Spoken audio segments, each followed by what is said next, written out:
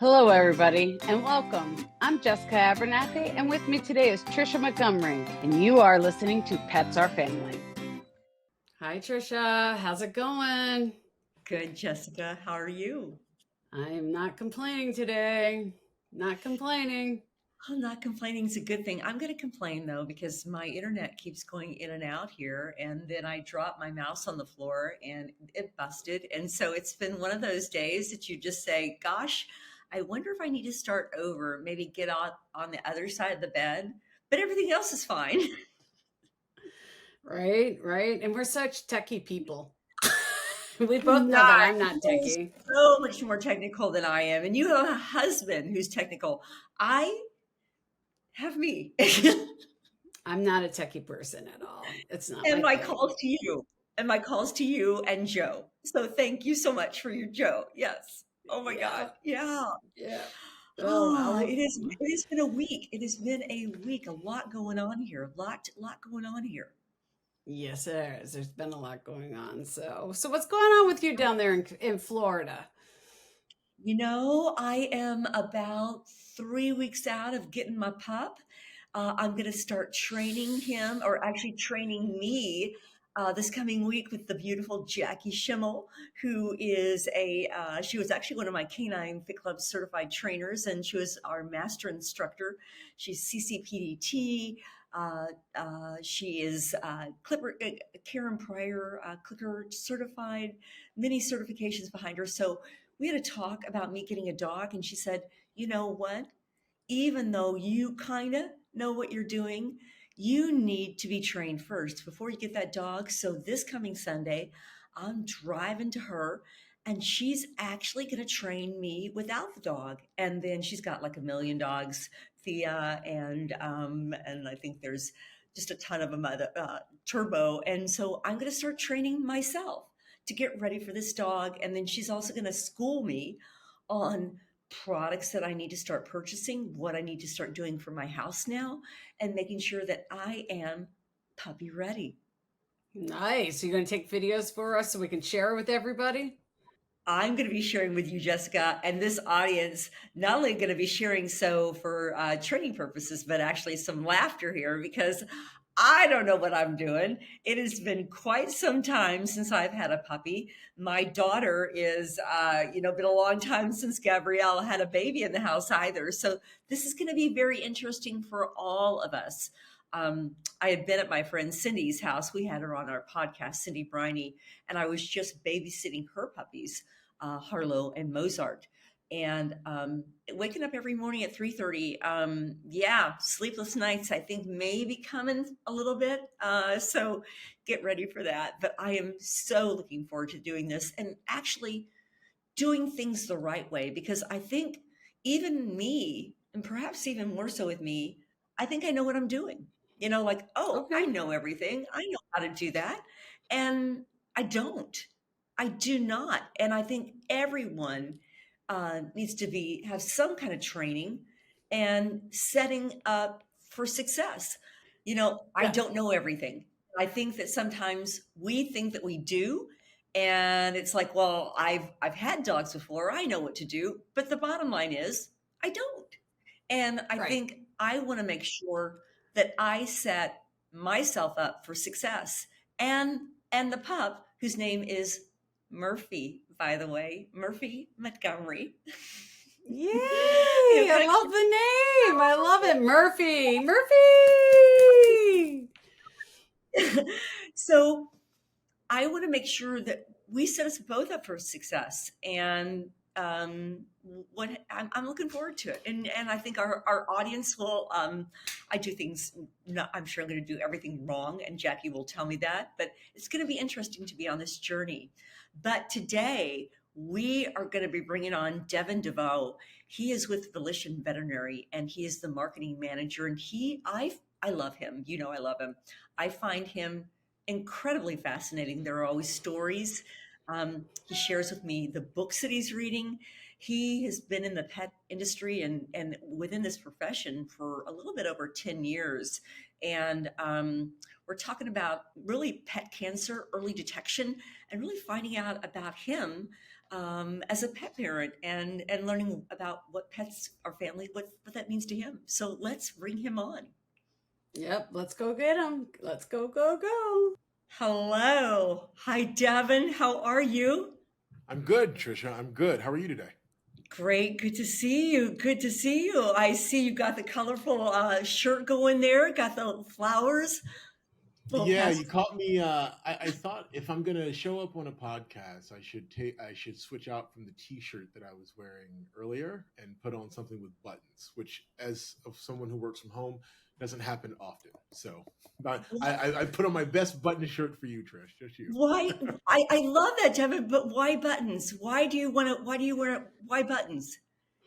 I think it's a mindset thing. I think if I put on some buttons, right? I mean, I still have on basketball shorts, so I'm totally a fraud from the waist down. But but I figure if I put on some buttons, it puts me in a good mindset.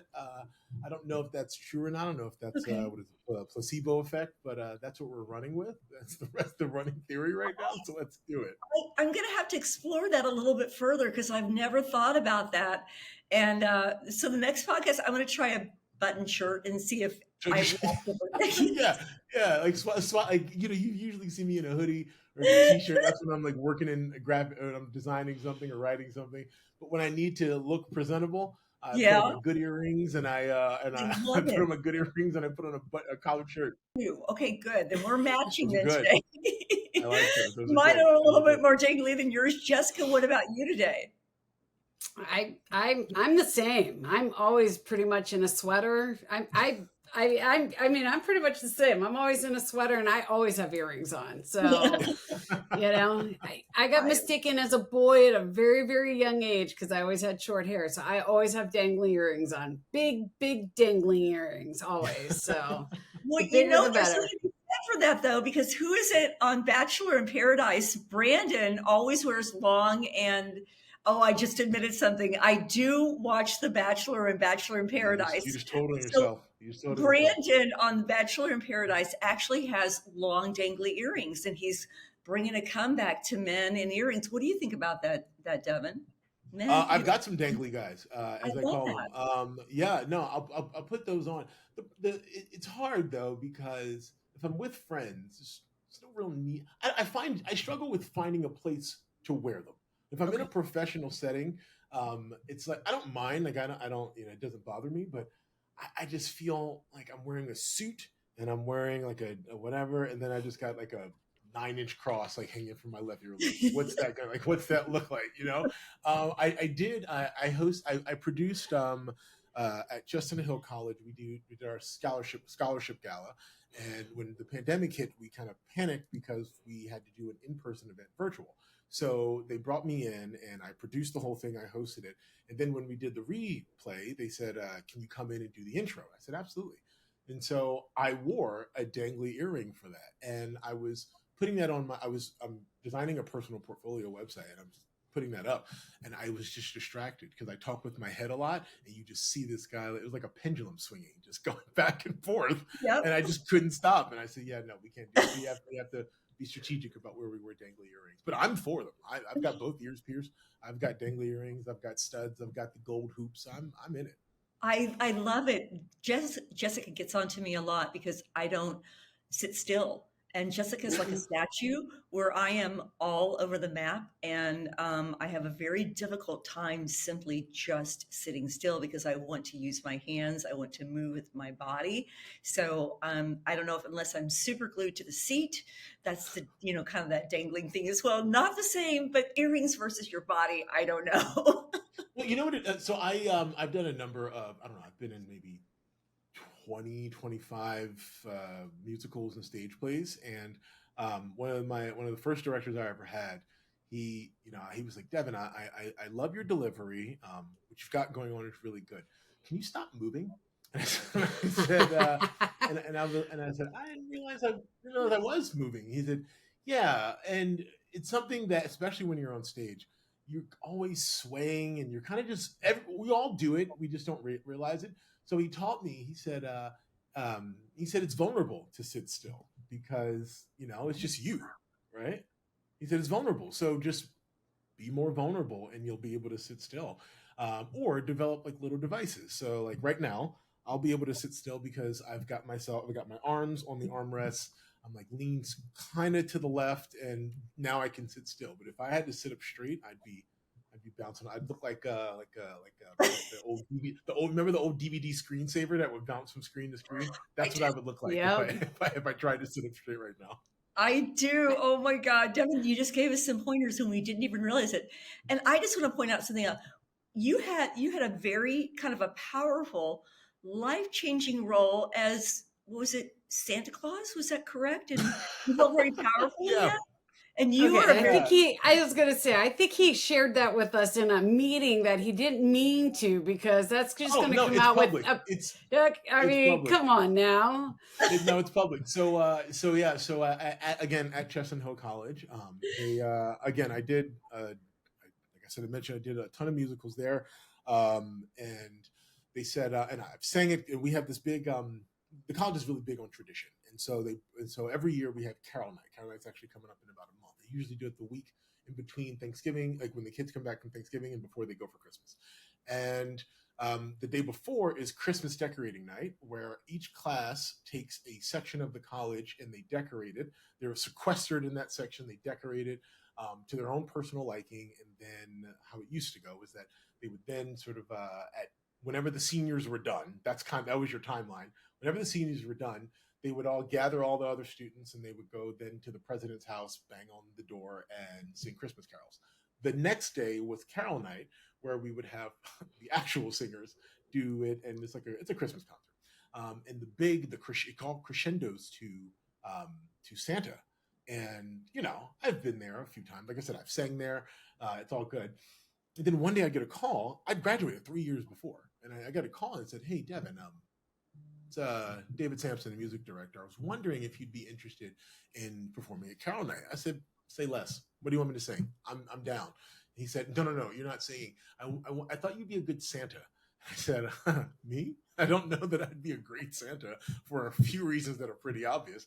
And then he said, No, I think it'll be great. I think you'd be great at it. And so I said, "Sure, why not?" And so I get there and I'm sequestered. No one can see me. I'm sequestered in an office for the hour and a half of this Christmas concert. And then I have a handler, and I get the like, "Go for Santa." And then they open the door and I walk out and I've got my Santa garb on, typical Santa stuff. And I'm walking, and like I said yesterday, I've never felt more powerful. I'm walking through, and that's just parting like the Red Sea. Kids are like, "Wow, he's amazing." And you have to walk down these steps, like these rotunda steps, and the awe of I could have galvanized these people to do anything in that moment. I feel like there was so much power in the room of doing it. And then it was a great time. I had to memorize about 27 kids' names and to shout them out. And then they took me to a separate room, and got for 2 hours. Kids sat on my lap and told me that they wanted, I don't know, a bike or a pony or something. I love that.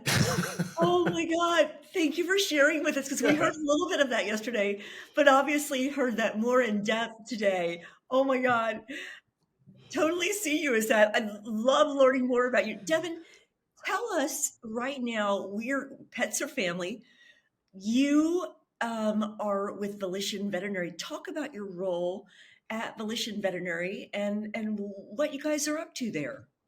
Sure. So, and by the way, I will share those Santa pictures with you guys. You have to. Oh, They're yes, public. please They're do. out there. I can't avoid it.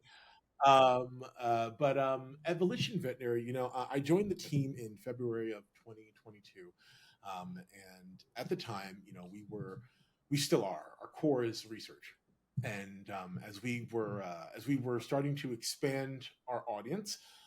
From scientists and investors to practical use audience, veterinarians and oncologists. I was brought in to sort of move the ball forward, as they say, in terms of outreach and sort of smoothing out some of the rough research edges. If you let a scientist talk in public for too long, you'll get half the audience who's like, "Wow, that is way over my head," and you'll have half the audience who feels embarrassed that they understood maybe 5%. So my job is to take that and synthesize it, and do that. from there, we launched with IDEX and we launched with Heska. And at the end of towards the end of 2022 and the beginning of this year, and from there, it's been about expanding the reach. What we do at Volition in terms of our emphasis on our current screening product and early detection is incredibly important. And I was most excited about the opportunity because it's a new field. And I've been in animal health for about 10 years. I was at Zoetis when we launched Simparica and Simparica Trio and ProHeart 12. I was at VIP Pet Care when we first started to, now Pet IQ, when we first started to expand our reach, when we acquired, I can't think of the name of the company, but when we expanded our reach through acquisition and also through what I did, spreading the good word about community vet clinics and what they could be. So I've oddly and almost serendipitously, I've been at the forefront of some changes in veterinary medicine. And so working with VIP, I know how that feels from the pet owner, pet retail side, and working at Zoetis, I know what that looks like from the pharmaceutical veterinary side. And this is a nice meshing of those two worlds because cancer is a scary word. People are often turned off by it. People immediately go into crisis and catastrophizing mode. And as Dr. Seuss says, cancer doesn't always mean a death sentence, and I think it's equally important in the terms in the spirit of being holistic about the conversation to look at it from both ends, right? And for me, it was really important, right? You want to make sure veterinarians know, and where we're going now is ensuring that pet owners know what the part that they can play into it. It's not just I'm going to go to my vet. They're going to tell me what's wrong. And I guess when they say nothing's wrong, I guess I'll see them again in a year. Pet owners can be advocates for their pet's health, even if on small and large levels. Doesn't always have to be an ultrasound. Sometimes it could just be, hey, what's that? Let me just check that. Doesn't have to be every annual wellness check. Sometimes it could be, hey, I saw this thing. Should I be concerned? And having that conversation. And that's really what we're trying to do. Broaden the conversation around animal health, the lens of cancer and early detection screening. Devin, from a standpoint of cancer and Volition Veterinary, right now you all are a sponsor of Moose's March and what our efforts are for that. We're focusing on canines right now. Can you tell me what's happening in the future with regards to felines? Yeah, that's a really great question. So one of the things that as shepherd of the new QVet brand is preparing us for our future. Taking what the scientists tell me about our pipeline research ongoing and preparing us for that quietly. And one of the reasons why I think it's so important to focus on canines is just our current product is the new QVet cancer test is a canine cancer test. Canine cancer. Well, yeah, it's a canine cancer test, and so, so I want to focus there. But also, as I mentioned, what are the other health implications of screening? Right. I think there was some data. Some data about how pets are becoming more obese, and how that's probably an issue. As I look at my dog, who's laying belly up on in the hallway, and I think that there is a greater engagement for pet health. And I think that if we attack the conversation, meeting pet owners where they are, it sets us up so much better to integrate new products. So we have a feline product that we're also working on. There are a large number of cats in the United States, and there's a lot of cat advocacy groups, right? And the opportunity that I see here is, of course, you have your domestic cats, right? You have your cats that are indoor. You have cats that are outdoor. I have an orange tabby porch cat who is at my front door right now. But then you have so many strays, right? There are so many like advocacy groups for strays, like TNR hospitals and things like that. So I think our feline cancer product will be so impactful in reaching them. And again, in the terms of pet owner advocacy, couldn't tell you when we did Revolution Plus at Zoetis, couldn't tell you how many vets would say, yeah, they don't bring their cat into the vet. They think they're healthy. They think they're perfectly fine. And the important thing for me is if we can set ourselves up as a thought leader in veterinary health, we can have those conversations as a valid as a valid source and saying, no, actually, you do need to bring your cats into the vet. You actually do need to, do some of those preventative care things. And last data through AVMA said that, an overwhelming majority of dog owners also have cats or vice versa. So Right. there's synergies there, Yeah, right? yeah. So now it's about looking and making sure that the family stays together, which is really important for us. I love that the family staying together. Devin, I guess a couple of questions. The first one is, as a pet parent, what are some signs that I can look for, or if my canine is behaving, what are some things that I can look for to say, wow, he may have cancer? What are some of those? So it's an interesting way that you phrase that, and I'm going to pull that back, right? Because you exemplify what the natural thought progression of a pet owner is. If I see a change, oh no, my dog has cancer, right? So right, so that's really good that you framed it that way. What I would say is pull it back, right? Dogs are creatures of habit. So are we, right? So I know that it's 1 o'clock, it's around 1 p.m. Eastern right now. In about 4 hours, my dog will start circling my desk like a vulture around like a vulture in a desert, okay? Looking for, hey, I think it's time for a food or a bathroom. Something's happening, right? Mhm. If my dog can recognize when we get off this call, I will say, all right, I'll see you guys later. And my dog will trot into the room because that's what she's used to hearing. So dogs are creatures of habits. And they pick up on our, nonverbal communications. And I think we need to be more in tune with them. So that's everything from their diet, right? You have to be very mindful about the food that you feed them, certainly table food versus actual dog food, and how they're eating. I know that my dog sometimes, for reasons I can't explain, will just take a mouthful of food and put it to the side of the bowl, eat everything else, and then eat that. But if you have a dog who eats their food in 15 seconds, and now maybe they're taking 2 minutes and they're stopping and they're waiting, maybe that's something to take a look at. So diet is one thing. Activity levels, right? Are they a little lethargic? Are they tired? What's the vibe? Or is the tail wagging as much? Are the ears in the right place? Things like that are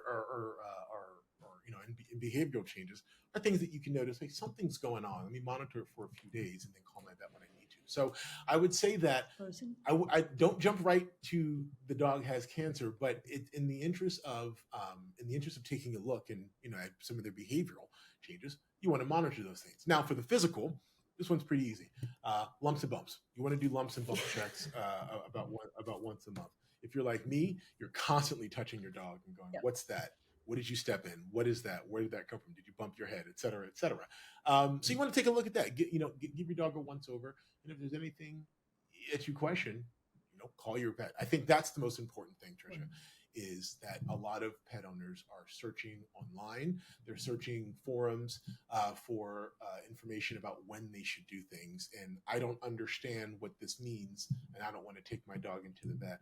And the thing that I always tell my friends who are becoming dog owners and things like that is, don't be your vet is not out to get you. Your vet is trying to help, right? And you likely are not a medical professional. So what you want to do is leave it in the hands of professionals. If you have some electrical work, you call an electrician.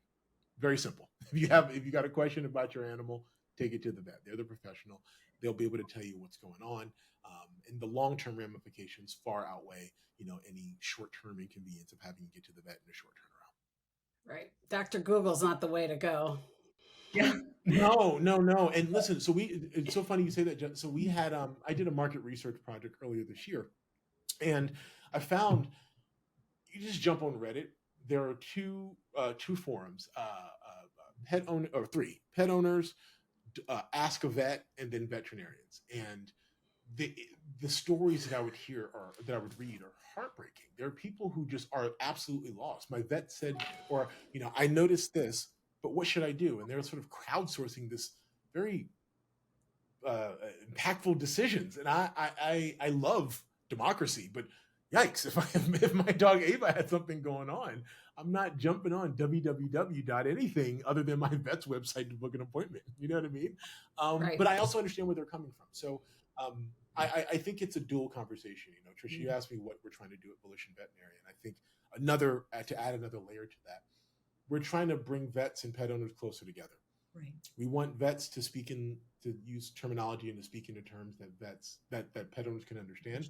We want pet owners to walk away understanding, knowing knowing what the next steps are and understanding them, and most importantly, I think, understanding their place in it. So things aren't happening to them, but they're an active participant in all of this. And so if we can be a conduit of that conversation, the nexus, if you will, I think that then I will have done my job. We will have done our job. I love that, Devin. I really love that. I think Jessica and I have talked about this before. We did a podcast called "Things That Make Us Go and that the world of Dr. Google and the people who claim to be experts and have that professional opinion. And I think there's even a TikTok store or whatever that you've got people who are claiming to be veterinarians or cancer specialists or oncologists, and they indeed are not. As a pet owner, Devin, how can I decipher? I mean, what tools can you give us from deciphering what's real and what's not real? Yeah, so it's again really great question, because in that research that I had looked at, TikTok was one of the case studies, and we watched a video. It was really funny. I put it on for the vet team, and we watched. It was a TikTok that was about 2 minutes, so 2.5 minutes, so much longer than a TikTok usually is. And a vet was she started with. Like you want to give your dog, raw food diets, and she was going on and on and on about diets. And the vets in the room you could hear their eyes roll into the back of their head. They were so dismissive. And at about the 1.5 to 1:45 minute mark, she starts like, yeah, so, but the best way to do it is to do some screening and yada yada yada. And I included that in there because how many people are making it to the 1:45 minute mark of that video? And so what I always say is I am a data nerd. I love numbers. I love learning. I love data. More importantly, I love validating. And so if you see something, if you're reading an article, check the references before you make a move. It's very simple, but check the references. If you see pet obesity going up, click the link. See what they're talking about. Check your sources, right? You want to make sure that your sources are valid. And also you want to make sure that you're going through the whole thing. And if there's anything in there, again, I'm going to circle back to it. If there's anything in there as a pet owner that you don't understand, or that you think that you want to interpret it this way, or you're thinking about changing something significantly in your dog's diet, please call your vet. Please call your vet. I have seen friends' dogs. They were doing brand A on Monday, and then they switched to brand B on Tuesday, and they're wondering why their dog is diarrheaing throughout the house. And because we can eat differently, but dog stomachs may be a little bit different. So just call your vet. And I know that's scary, but there are so many options for vet medicine now. Telemedicine is becoming much more available, right? You don't even have to go into the hospital. There are apps that can help. I was having a conversation with our chief medical officer, Dr. Heather Wilson-Roberts, yesterday about how we can be a part of this through AI integration. There are so many articles on the human side, and now it's trickling over to the vet side about how surgery is being improved, and post-surgery action is being improved by the use of artificial intelligence. And so, and there's a multitude of other studies that I won't bore you with on AI and how it relates to healthcare. So there are options out there. You just got to go look for them. And I know that seems like a lot of work, but a quick Google search, honestly, really is a quick Google search on how to validate and where to learn more and to speak to actual professionals is the best way. Because Trisha, Jessica, you guys have seen thousands of products come through through animal health. You've seen trends. You've seen this is the primary focus right now, and you couldn't tell me where those products are right now. So there's always trends. There's always the hottest new thing, and veterinarians, if nothing else, are incredibly good at cutting through the noise on that kind of stuff and personalizing your care. So don't be afraid of that. It's okay. Don't be afraid to talk to someone. I love that. Not go back to that Reddit forum or that TikTok ad and see about contacting them for sure. Uh, oh my goodness. So let's take us back to early detection.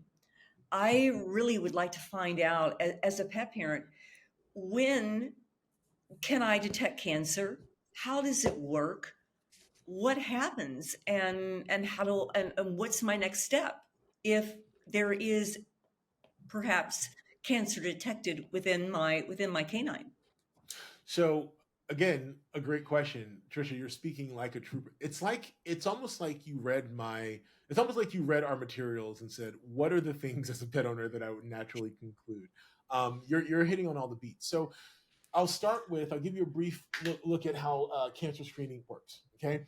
So there are a multitude of cancer screening tests. The what is sort of in vogue right now are what are called liquid biopsy tests.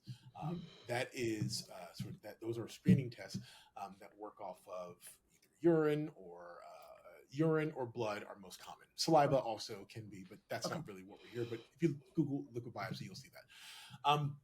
How our tests specifically work? Well, there are a number of liquid biopsy tests, right? You have our tests, which is looking for plasmanucleosome concentrations. There are other tests that are next generation sequencing, and so on and so forth. None of us can tell you that your dog has cancer definitively. Okay. Okay, none of us can do that, but that's okay. That's fine, right? Because these tests are designed to screen healthy dogs. Okay. Okay, and so you have to understand if you're going into a vet hospital with the dog who is just doing laps in the parking lot because they were so excited, and you do your screening test and it comes back, looks a little high, or cancer signal detected, or whatever the case is, that what you have is time. What you have is proactivity instead of reactivity. And that, I think, is so much more important than waiting until it's too late, waiting until they're showing signs, until they're showing signs. And so, as far as our test goes, you're bringing in a healthy dog. You're getting this test done. We don't want veterinarians to jump right to the ultrasounds and to the X-rays and to things Right. like that, right? We want them to put that in the context of what else is happening, what else is going on, right? For instance, our test is fasted where other tests aren't. So what if a dog had some, to calm them down, dog had some treats or something like that in the car just to cajole them into the back of the minivan, and we kind of and the pet owner flippantly forgot, and the vet tech forgot to ask. We want them to take that into context, ask the right questions. Was the dog fasted? Those behavioral things that I was talking about earlier, Tricia. We want to ask, hey, just out of curiosity, have you noticed anything? You want to do a full panel. That's where cancer screening is most powerful, in context with a full panel, right? So you're looking at the blood work. This is a little high. This is a little abnormal. And then you start to do it, right? The best way that I can say, Tricia, is that cancer screening is not the answer key. It is a crucial piece. It's the corner piece of the puzzle that you can never find. That's the way I say it. Would one day, Devin, would this test be included just as a natural when you go in for your annual exam? Do you foresee a time that this would be included, the pre-cancer test, the early detection test? Could you see that? 1,000%. There are some hospitals around the country that are using the NICU vet cancer test for screening as a part of wellness plans and routine, care and things like that. Already, right? They're already like, hey, you're getting your senior dog, panel. So let's go ahead and do a CBC. Let's do a urinalysis, let's do the fecal, and let's do the NICU. So that is 100% the direction that our partners are going to be going in the future. And there are hospitals who are already using it like that.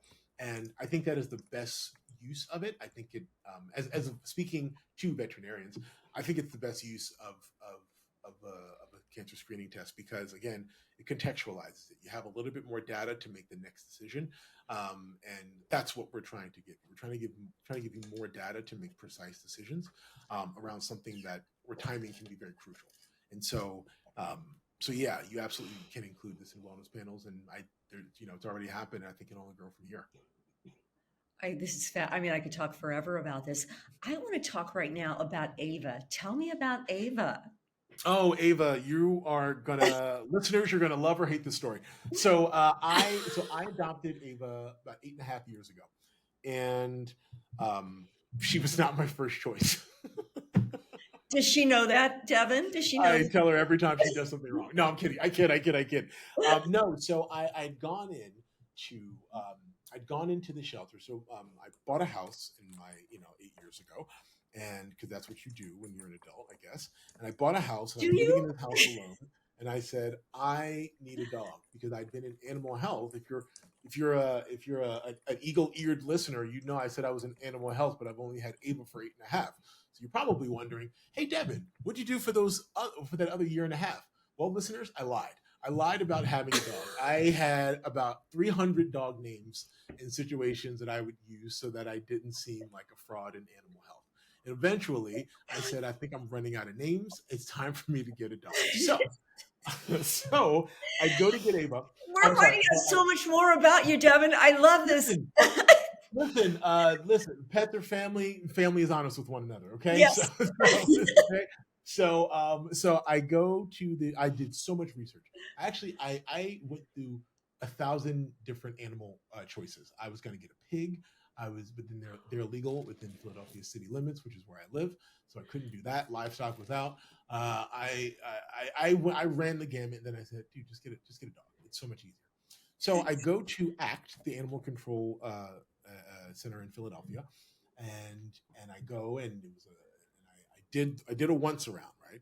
I researched this dog. He was an 18-month-old blue nose pit bull by the name of Kane, and I said I gotta have this guy.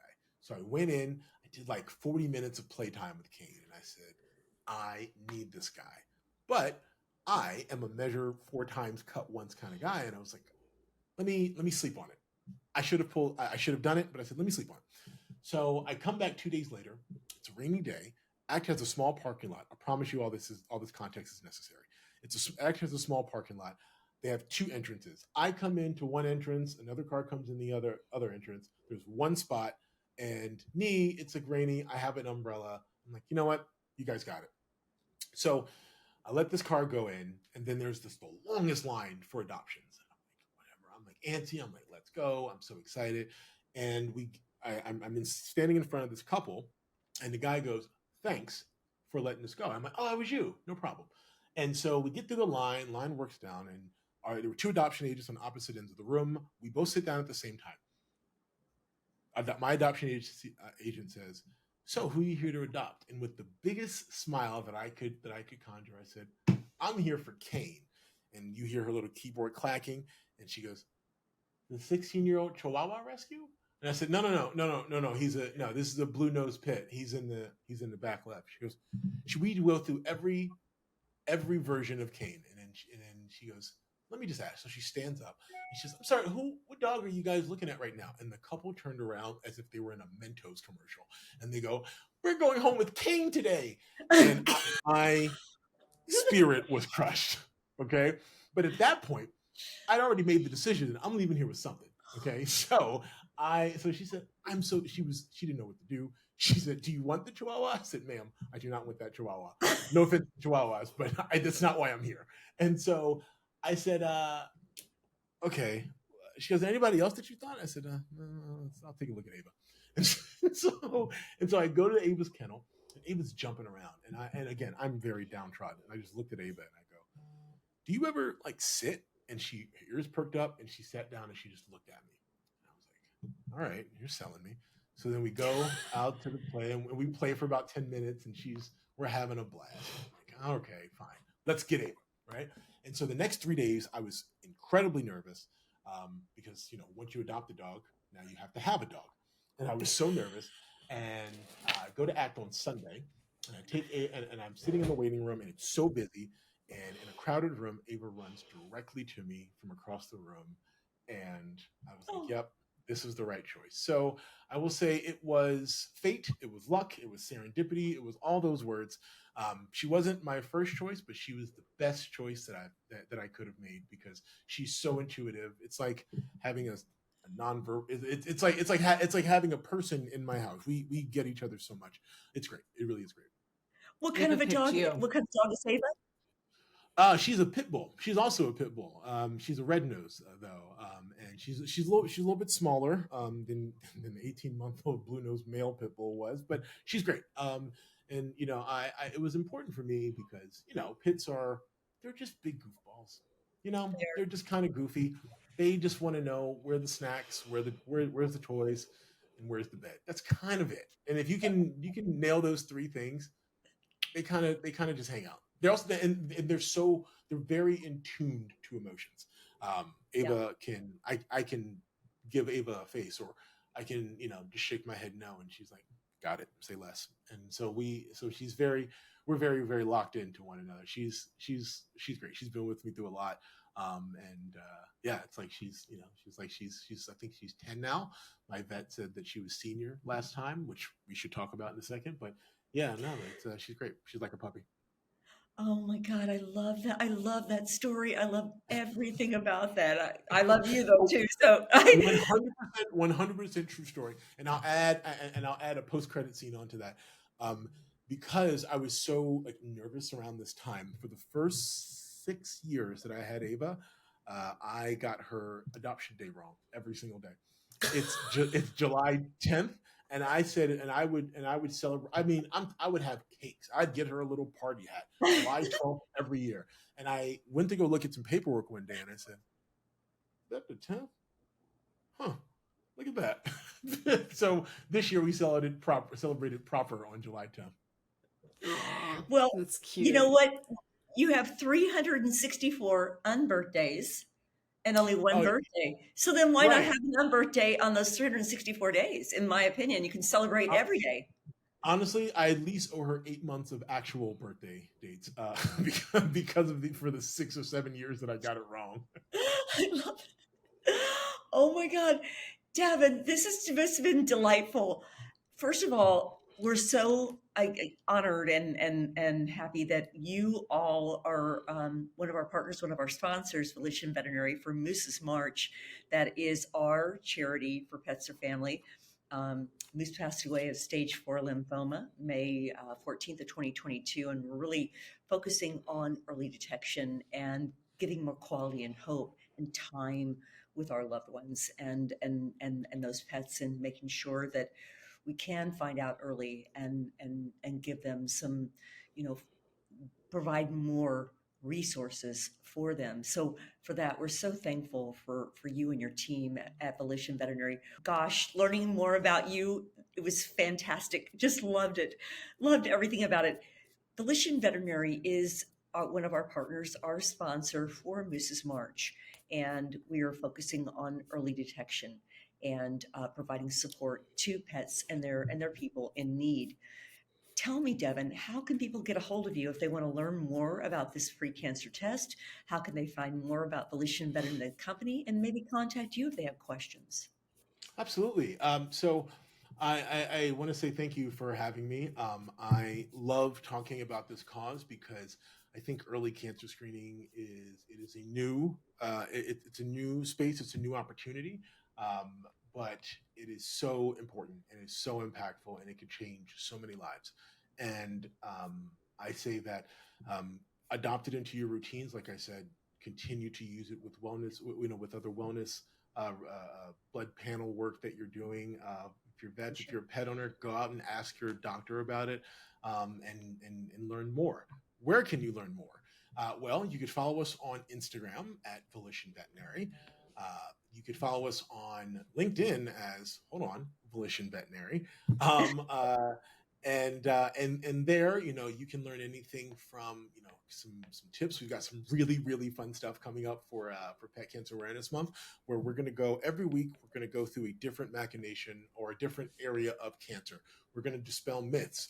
We're going to talk about the importance of canine cancer screening. We're going to tell you about how to use our tests most optimally in your healthy dogs, in your dogs who, as a screening tool, so that you can get things early. We're going to walk you through A to Z on canine cancer and the new QVET cancer test. And for me, my name is Devin DeVoue. You can follow me on LinkedIn. I'm Devin DeVoue there. That's DeVoue. I am, if nothing else, happy to talk about this, happy to field any questions, comments, concerns. I'm super transparent. So, I'm going to be honest, and I'm going to be honest, and I'm always going to want to steer the veterinary community in the right way. For vets, if you have any questions about how do I talk to pet owners about this, Right. Do you have any marketing collateral, posters, brochures, things like that? You can hit me up. I'm good for all that. I'm good for all those things. I write them. I design them mostly myself. So I am, emotionally attached to these materials, and because I want to make sure that there's no stone left unturned. I wanted that you hear this podcast, you reach out to me via email or via LinkedIn. You say, I want some brochures because I want to start using this today, and I want you to be able to do that without having to question anything. So please reach out to me, reach out to Volition Veterinary, reach out to Volition Veterinary through me. We would be happy to answer all your questions about canine cancer screening. I love that. Devin, you could spend your time with anybody. We thank you for spending your time with us. Last question for you, Devin. How do you make your pets feel like family? Wow, great question. Great question. I'll tell you something that I do with Ava that is, I don't have any human children myself, but I'll tell you something I do with Ava that makes me feel like she is my actual child. Whenever I get an Amazon package, this is the silliest thing ever. Whenever I get an Amazon package, I'll sit on the bottom step wherever Ava is. I'll say, "Want to see what's in the package?" And then she'll walk over, and then she'll inspect it, she'll sniff it, and then I'll open it, and she'll help me take the things out. And it's something, I don't even know where we started with this, but it is one of my favorite moments. I think I order from Amazon 40% because I enjoy getting the package, and I enjoy how she goes, "Hey, did we get something?" I'll sit here, I'll wait until you tell me to come over. I don't know. She's a curious dog, and I think indulging in that in a very, in a sort of silly way is really fun. And that ties me, it just makes it a little bit closer. I love it. Devin, thanks for being here with us. Thank you for sharing with us. No, thank you guys for having me, and I'll come back anytime you ask. I have so many more stories about me putting on costumes. I would love to tell you. Oh, I can't You wait got to it. hear 'em. We're going to book you for next week. Thanks. Thanks for listening to Pets Are Family. You can find us on all the channels now. Yes, all the channels now.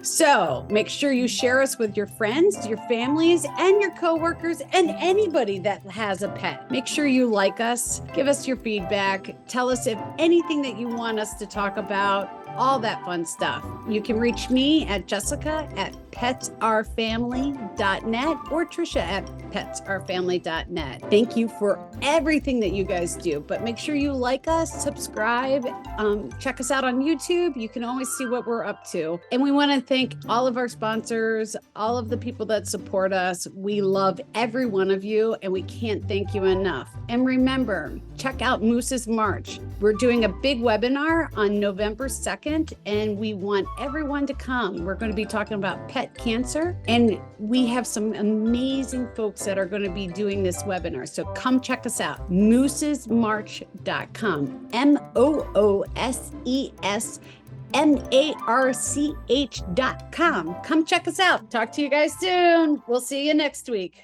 Bye.